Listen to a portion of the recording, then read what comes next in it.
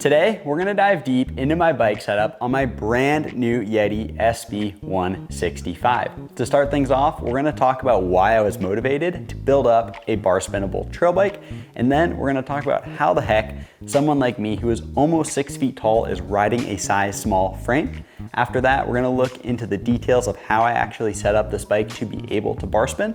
And then at the end of the video, I'm gonna talk about my initial ride impressions of this SB165 and how I intend to use this bike moving forwards.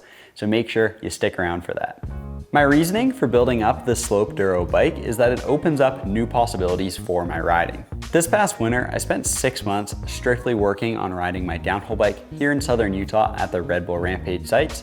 And in that time, I made huge progress, but after a while, I felt slightly limited by riding a full-size downhill bike. Specifically, this was brought to my attention when I was working on Switch 360s on my previous downhill bike, which was a size large YT2s. And while I was able to land the trick from time to time, it was far from consistent and I really felt like I was battling the bike. On top of that, I felt like my creativity was being somewhat limited in certain situations by the dual crown fork. There were certain features and jumps where I just felt like playing around with the par spinner tail whip could be fun, and that was not an option when riding a full traditional downhill bike with the dual crown fork up front. All in all, those are some of the reasons that motivated me to build up a long travel bar spinnable trail bike for freeride, and so far I have been so pumped on it. It's brought a lot of new creativity to my riding and just made me so excited every day that I go out to ride. But we'll talk more about how this bike rides and my initial impressions at the end of the video. So why did I choose the SB165 as the platform to build up this slope duro style bike? Well, my initial interest in this bike was sparked by my good friend Reed Boggs, who's ridden for Yeti for a few years now, and he's made the SB165 look really, really nice. And every time we ride together, I was always kind of jonesing over his bike. So I reached out to Yeti, and thankfully they were keen to help me out and sent me over this frame. So a massive thank you to them. And those are the reasons why I'm here with this SB165. For this bike, I've opted for the size small frame, and instead of running the mullet configuration that the bike comes with, I've opted for dual 27.5 wheels for maximum agility, as I am mostly just doing tricks on this bike.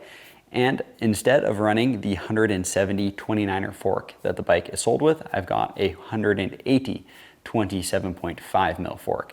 And from my measurements, which are not the most accurate thing ever, the wheelbase has actually stayed exactly the same as the bike is marketed with the mullet configuration compared to the setup that I've got here. So just an interesting little fact. That wheelbase, which I just referenced, is 1207 millimeters, and this bike's got a reach of 430 millimeters and a chainstay length of 433 millimeters. So what am I doing? Someone who is 5 foot 11 inches tall riding a size small frame.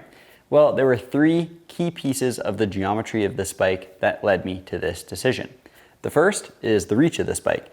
So this bike has a reach of 430 millimeters, and that's gonna give me increased leverage over the front end of the bike, which is gonna make popping jumps and doing a lot of tricks a lot easier. The second piece of geometry I looked at was the overall wheelbase. So the short wheelbase of this bike at 1207 millimeters is gonna make it spin a lot easier for tricks like 360s. And then the third piece of the geometry I looked at is the chainstay length. This bike has a chainstay length of 433 millimeters, which is the shortest chainstay length I think I've ever had actually on any bikes, and most definitely the shortest chainstay length I've had on a bike since I've been doing tricks like 360 drops. And essentially what this short chainstay does is it allows the back end to come around easier when I'm doing 360s, which is a very big advantage for me. In contrast to this size small SB165, I did also take a look at the size medium's geo chart, and that bike has a reach of 460 millimeters, which I think would be absolutely perfect for me as a traditional trail bike. But for freeride, I think it was gonna feel a little bit too big, and that was mostly informed by my recent experiences riding the Commencal FRS in a size medium, which has a reach of 465 millimeters. The FRS feels great on just standard downhill trails, but when I go into kind of popping some steep jumps and things like this, I just feel a little bit kind of stretched out, and I'm not super pumped on my control that I have on steep lips and things. So that was really good data for me to have and really helped me feel confident when it came to choosing the size small. To set up this bike to bar spin, the first thing that I did was to order a special star nut. This star nut uses an M10 hollow bolt as opposed to an M6 bolt that a standard star nut uses. And what this allows you to do is run your front brake through the center of the star nut, which I think gives the cockpit a very clean look. The other way to go about this is to take a standard star nut and to break off one of the wings. And I've done that previously, but it's just a little bit sketchy and I was trying to keep this as dialed as possible. The next step that I took to set up this bike to Barspin was to cut my handlebars down to 760 millimeters, although traditionally I run 780 mil wide bars for a downhill bike. My reasoning for running a narrower bar is that on a bike like this, it's really important to take a look at your clearance with your seat. So when you go to do a bar spin, you really need to make sure you got enough room from the end of your handlebar to the seat, but not for the fact of hitting your seat. It's actually so you don't hit your knee pads.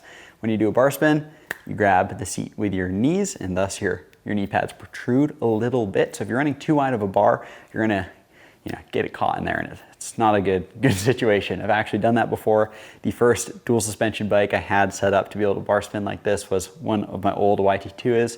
It was a size medium. This was 2-3 years ago. And the first time I went to go do a bar spin on it, it got caught in between my knee pads and it was a bad situation, but thankfully I saved it and survived.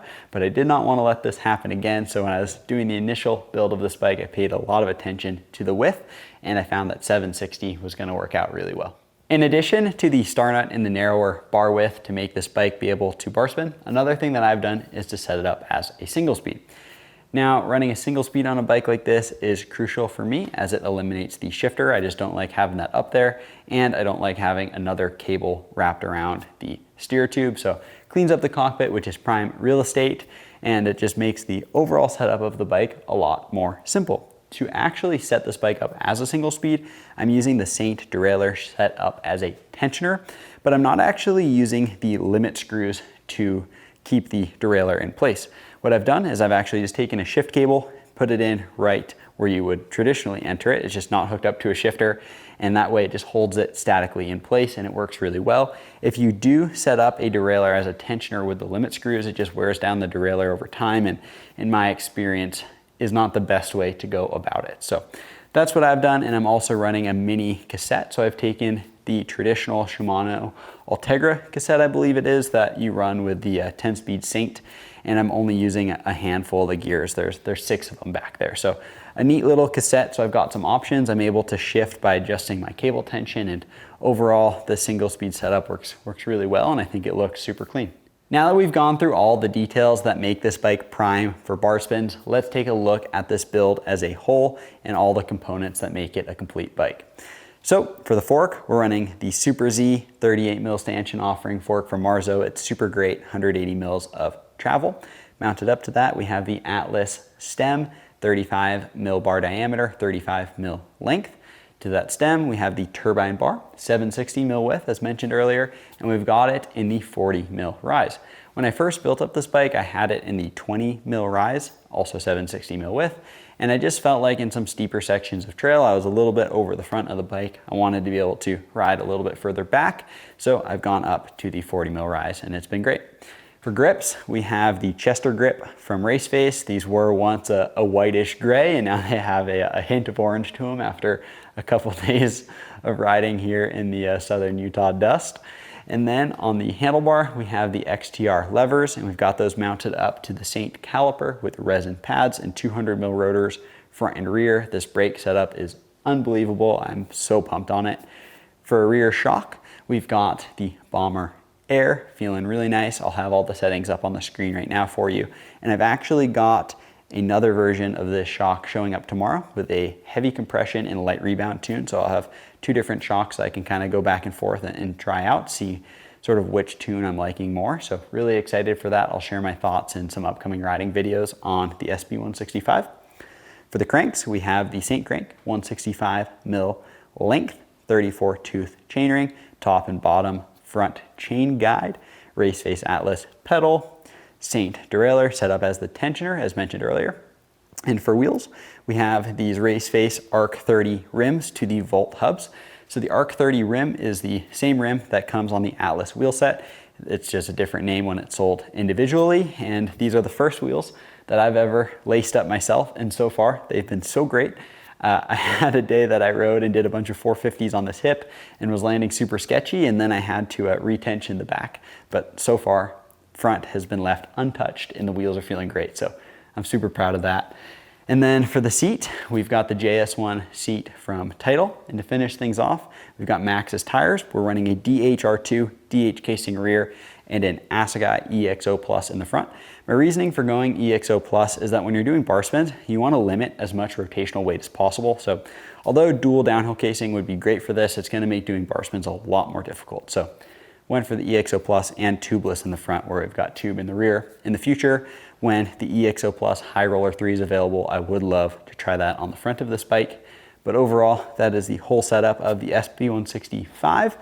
And at least for me, I think this bike's looking beautiful. I'm so pumped on it, but I'd love to hear your thoughts on this bike down in the comments below. Well, now that we've discussed just about every technical detail of this bike possible, how the heck does this thing actually ride? Well, I have to say this bike it's really impressed me.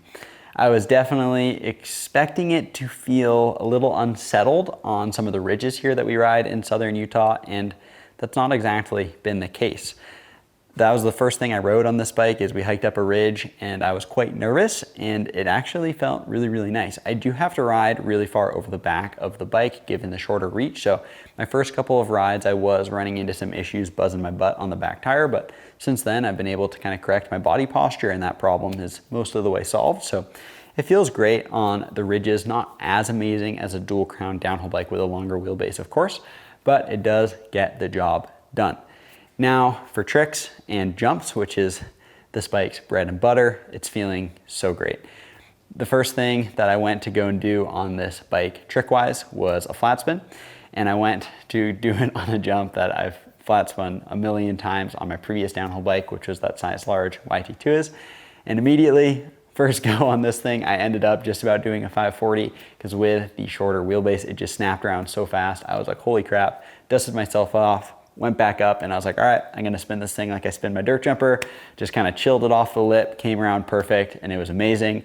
I've done some 3 drops on it, it feels good, and for bar spins, they're coming around nice. So overall, I can't say enough good things about this bike with how it jumps, and that's really how I built it, as you could see with this video. So overall, I think it's gonna be a great all-arounder for me. Yes, I have some limitations on the ridges and things, but that is something that I am just aware of, and in some instances will have to ride around. But for the most part, I feel really comfortable in technical terrain, and I think I'm able to kind of make the bike do what I want due to my level of experience. Now that I say that, maybe that will bite me, but you never know. But overall, that's the whole bike. I hope you enjoyed this bike check. If you have any questions, please drop them down below, and we'll catch you in the next video. Peace.